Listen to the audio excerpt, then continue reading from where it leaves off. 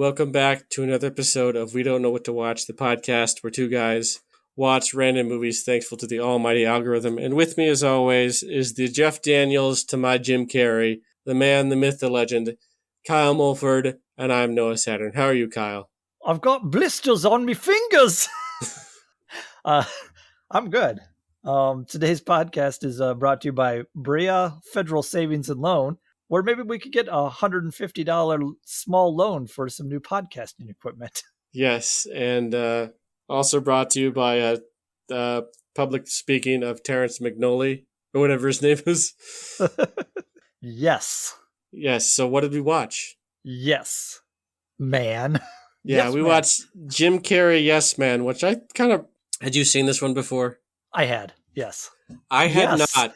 I guess, what's your basic... I know we've talked this a little bit with me, myself, and Irene, but what's your basic history with Jim Carrey again? For me, I loved movies like Ace Ventura, and Dumb and Dumber came out when I was in high school, and for me at that time, that was the end-all be-all of comedies. I loved Dumb and Dumber, and I haven't seen it in a while. You know, I grew up loving Ace Ventura as well, and that one didn't age so well. I hope Especially the first one. Yeah, the first one is one we watched recently, and but to tell the truth, if you want to get into like my beginnings with Jim Carrey, it would go way back into the 80s and early 90s. I think the late 80s he did a movie called Once Bitten that I saw many a time. Little vampire movie with Jim Carrey and Lauren Hutton, and I enjoy that movie, and I've seen that fairly recently. It's kind of fun, and I still get a kick out of that movie. But then also in the 90s, I remember him as one of two white people on In Living Color. I think it was him and another woman. In the 90s, in like middle school, going into high school, I watched him in a lot of In Living Color. I loved those sketches. I loved Damon Wayans and David Allen Greer's like gay movie critics. Around the World and Back Snap. Hated it. But then, you know, Jim Carrey had a lot of great characters in there too. Vera, the strongest woman in the world or whatever, and Fireman Bill. We quoted that all the time. With like anytime we wanted to say something to someone in our family member, like my parents watched this show too, and we'd go, "Now let me tell you something." So, I've got a lot of history with Jim Carrey. I you know, from middle school on, I watched a lot of Jim Carrey. Yeah, I did not watch a lot of Jim Carrey. I remember seeing him stuff like... I don't know why I remember this movie specifically, but I saw him, of course, as the Riddler in Batman Forever. Yes. And then I saw him in a few movies later than that. I think I remember Bruce Almighty, never watching all of it, but seeing bits and pieces of Bruce Almighty. And then after that, I remember watching like The Majestic, some kind of almost weird, more drama he was in, as opposed to straight goofy comedy. Yeah, you get into like the 2000s and he got a little more mellow and tried some drama. Like, and then of course there's the fantastic Eternal Sunshine of the Spotless Mind. That's true. So this is 2008, kind of 2000. Yeah, this is sort of later Jim Carrey, kind of before he took his big break. Yeah. And this is an interesting film because it's kind of like in between. It's like an in-betweener. Like he's got some moments that kind of his earlier, more manic person is shining through, but then he's also got like most of the movie, he's a little more subdued, like some of his dramatic roles without being too dramatic. Mm-hmm. So it's if his earlier comedies are too much for you, this is a good compromise. It was a little more mellow for a comedy of his. Yeah, I guess, but you know, there is still some of that rubber face. Yeah, he does go into it in a few scenes a little bit. How about the basic premise, or snowball pitch, if you will? Basic premise is that this, after sort of a nasty divorce, poor this Carl Allen kind of says no to everything. He doesn't even like hanging out with his friends anymore. So he just feels terrible all the time. He just sits in his couch and like gets movies from Blockbuster and then goes to work and comes back and doesn't do anything. I was trying to look at the titles that he was picking up and the trivia, like, and I didn't see this, but I think one of the movies he picks up is The Cable Guy. Nice.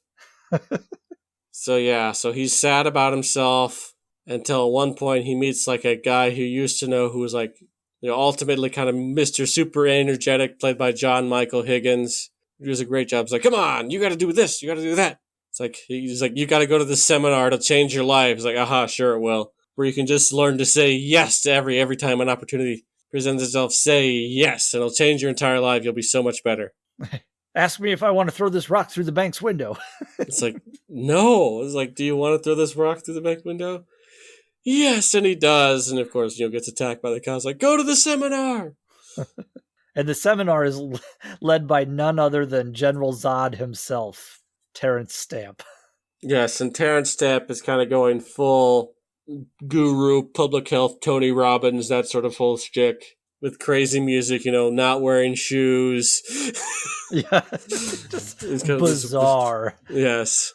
I love when he goes charging after him in the crowd and like runs at him like he's going to tackle him and then stops. Is like, well, you didn't come to me, so I'm going to come to you.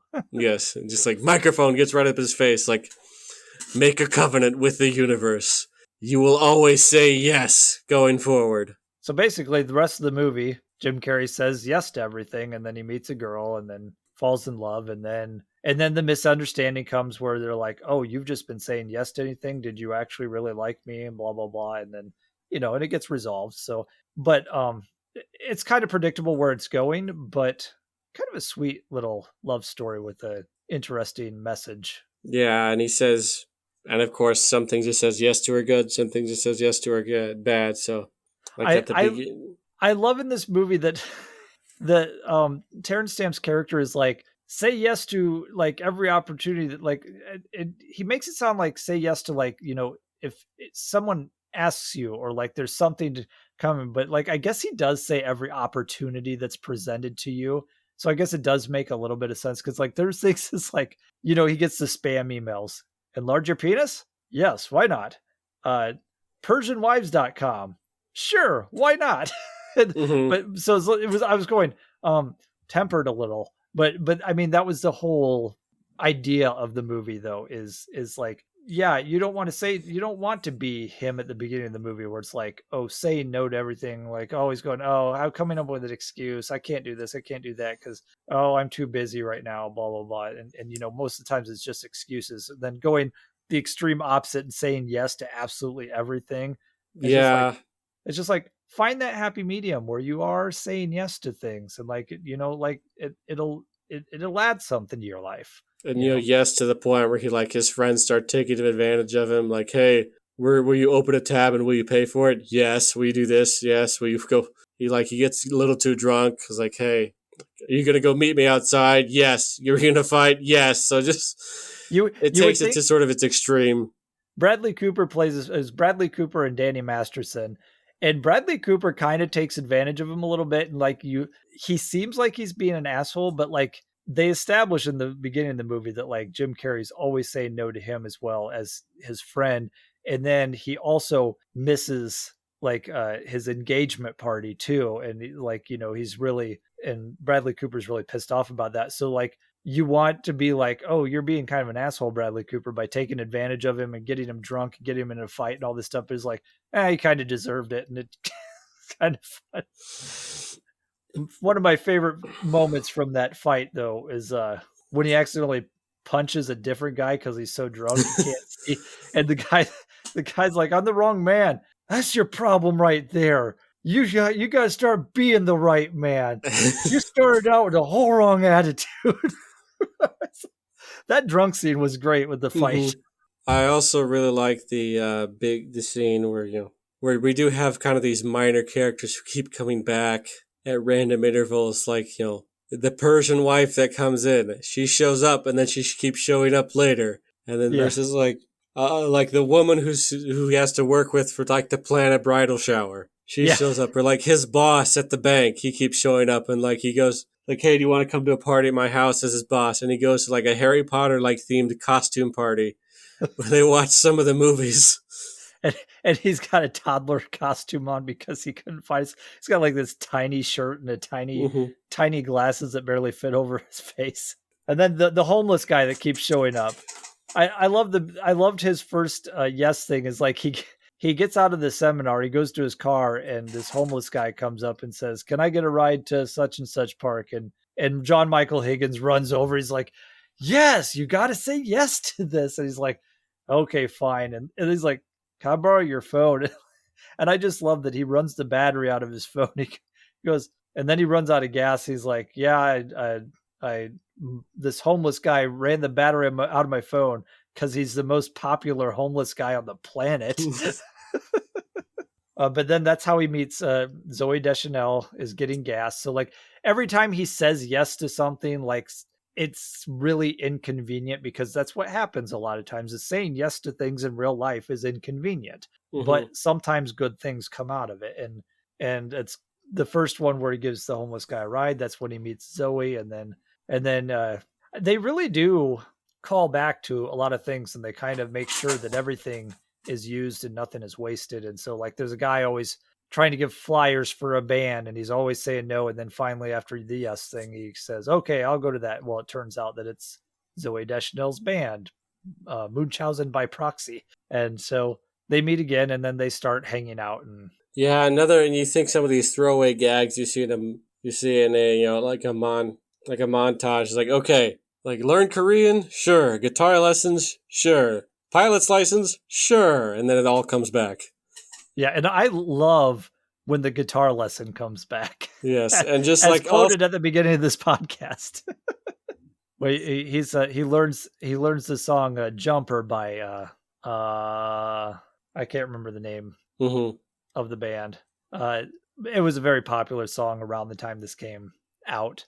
And there's a he's in the bridal suite or the bridal shop with his friend's fiance, and they're like, "Oh, there's a jumper on the next building," and someone's like, "Someone should go help him." So of course he's like, it's an opportunity presenting itself, and goes up there, and there's a guitar in the guy's office. He starts singing, "Wish you would step back from that ledge, my friend." So that all came back to, and like, yeah, it's a little forced. It's like, yeah, this is what we needed, so we just threw it in a montage. But the way they played it out just was kind of fun, especially since like the Korean stuff and the guitar stuff like all came within the same scene, and they worked it all together in one scene. Yeah, and how he's like, and how he speaks Korean with this woman. It's like, is something going on? Then she like spills her whole life story. Just like, no, it's okay.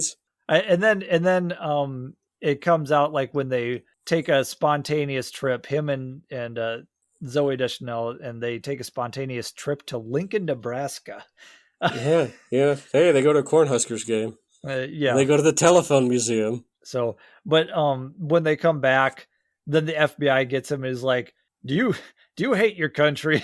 It's just, and they're like, well, he's also a loan officer at the bank, and he starts giving out, like, he says yes to every loan. I love that scene too. Is like, an average loan guy gives out like 40 or 50 loans a month, and you've given out 251 or something like that. Yeah. Yeah. Some outrageous number. And he's giving out loans for like $500 for something. And, but they're like, did you get you just took a random trip to Nebraska. You have a Persian wife. You approved a loan for fertilizer. You're getting a pilot's license, what are you doing? A pilot's license. You can speak Korean. Are you connected with the North Koreans or just? And then that's how his girlfriend finds out. Her name is Allison in the film. How Allison finds out that he's just been saying yes to everything, and then she's like, that's the part where, oh, you just been saying yes even though you didn't want to do this stuff. You were saying it because you had to. And so then he finally learns his lesson after stealing Terrence Stamp's car. Hiding in his car and scaring him into an accident. Yes. He's just like, idiot, don't say yes to everything. You're missing the point. Yeah, and I guess the big point is where he finds out that, like, his ex-wife goes through a bad breakup. Can you come over? And then Jesus is like, will you stay with me tonight? And then he says, that's the first time he really says no. And then he finally leaves. And then the elevator starts screwing up. Like a Yeah. black cat walks by, he makes him jump. So His car's getting towed, and that's why he sneaks into the back of Terrence Stamp's car. We didn't mention, yeah, anytime he does say no, something bad does happen. mhm. So that he starts believing in this covenant or whatever. And I the one scene was kind of disturbing with the with the neighbor lady, but was kind of funny too. Yeah. So yeah, he's saying no to getting pleasured by an old woman, and then that's the first time he says no after the seminar, and he falls down the stairs and almost gets attacked by a dog. So then he goes Mhm. back up and goes, "Okay, yes," and she pulls out her fake teeth and. Eee. Yeah, I mean feels like a porno. it, It's more like a it parody of a porno. it does, How could I ever repay you for making these shelves? and I know it's so bad, but like that scene made me laugh though. Hmm. But yeah, so then the second time he says no is to his ex-wife, and all that bad stuff happens. But and then both of them are in the hospital, and Terrence Stamp's like, "Dude, you're taking the wrong message," and Like it's like, it's BS. "Oh, Of course, you were just being difficult. I was just riffing. yeah." I love when Terrence Stamp is saying all this stuff, and then Bradley Cooper's just sitting over the corner going, "It's exactly what I said." Yeah, okay, whatever. Like I just didn't have an accent. Right. So he gets the girl back by standing in his hospital gown with his butt flapping out. Don't forget driving a motorcycle across town. Yes, a Ducati. Ducati. That he gave out a loan to. For that Hmm. was the one thing I didn't like about this film is the whole joke about like making fun of a male nurse. I'm going, there was no like real punchline to it. It was just making fun of him because he's a male nurse. I'm going, Hmm. that's a stupid thing to make fun of. I don't Yeah. like it. But oh, and we didn't mention that this was directed by Peyton Reed, and you might know him from I think one of his first feature films was Bring It On, which is Hmm. great. And then he's done the two Ant-Man movies. And apparently, at one point, he pitched a Fantastic Four movie that never got made. So, I think like he might be directing that as well, the upcoming one. Upcoming Fantastic Four. Yeah, Oh, that'd be cool. I like him. I like Bring It On. I like Ant-Man. I like Ant-Man and the Wasp. I like this movie. yeah, and that's probably kind of shows where like his comedy roots. He knows how that works, Yeah.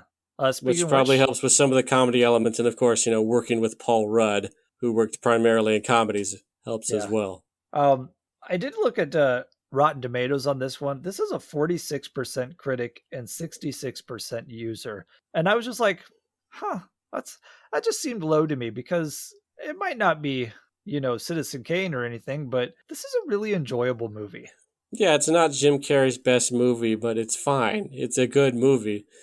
Zoe Deschanel is charming, and this was like pretty early for her. This would have been yeah, because it's like a year before 500 Days of Summer. Yeah, and I don't remember what year's New Girl was on. It was before New Girl too, so. Um, but that brings us to, would we recommend this movie? Yes. Yes. Woman. No, man. No, Hmm. man. No. No. I would highly recommend this one, as this is a good Sunday afternoon movie.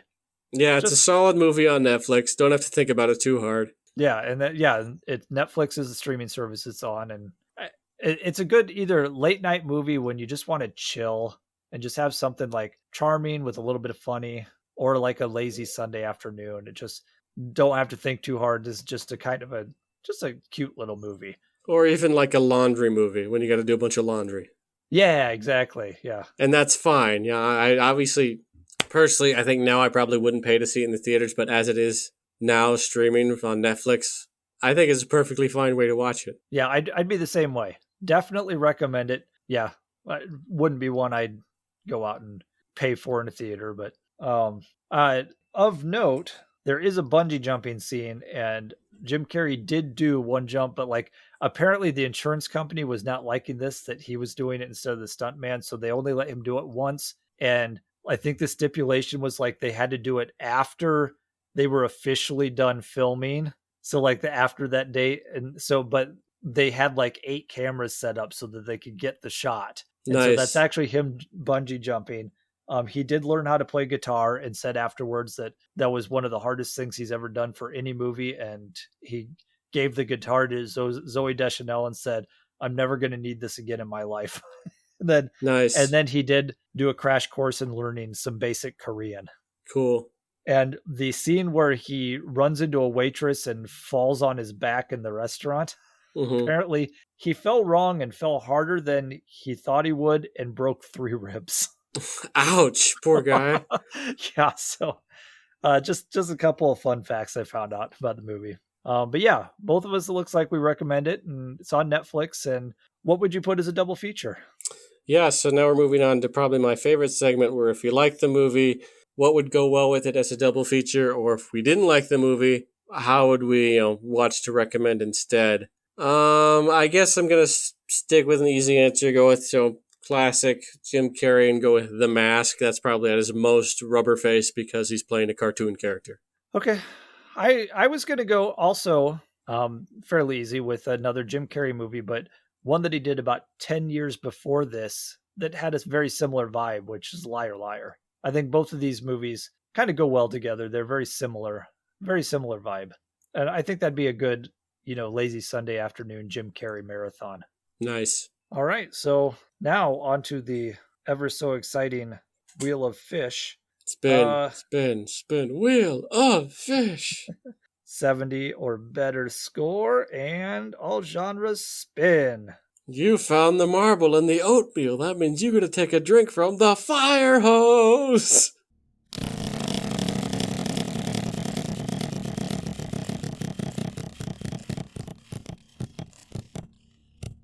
Okay, this will be interesting. Oh dear. A blue harvest moon will rise, allowing the fairies to use a precious moonstone to restore the pixie dust tree, the source of all their magic. But when Tinkerbell accidentally puts all of Pixie Hollow in jeopardy, she must venture out across the sea on a secret quest to set things right. Tinkerbell, you jerk. Weren't there like 5 of these Tinkerbell movies? There were, and I have seen all of them. Oh, so you're well versed in the Tinkerbell extended universe. This is Tinkerbell and the Lost Treasure. Okay, where does this fall in the timeline? We got to figure out the canon. Yeah, we're gonna have to talk about that next time.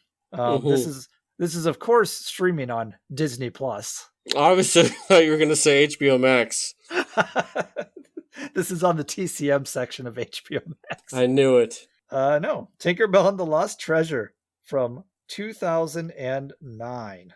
It's a breezy hour and 21 minutes. Okay, yeah, these I knew these direct-to-video ones didn't really overstay their welcome. It may be a breezy 15-minute podcast. That's true. Yep, Tinkerbell.